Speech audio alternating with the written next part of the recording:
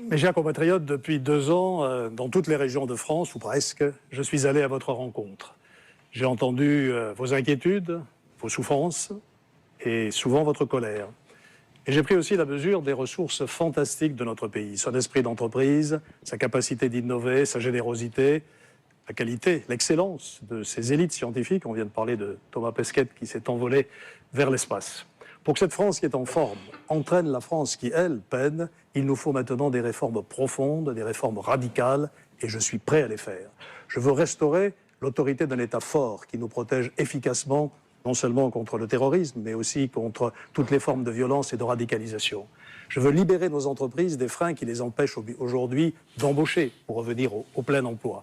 Et je veux moderniser notre éducation nationale pour qu'elle donne à chacun de nos enfants les meilleures chances de réussir sa vie. Pour faire tout ça, il faudra me donner un mandat clair. Mes propositions sont sur la table, elles sont crédibles, elles sont claires. Si vous me faites confiance, j'agirai vite. D'abord avec des ordonnances et ensuite je gouvernerai fermement. Et pour réussir, il faudra aussi se rassembler. Ça a été l'esprit de toute ma campagne. Rassembler la droite et le centre. Et c'est la raison pour laquelle je vous demande dimanche prochain d'aller voter en masse.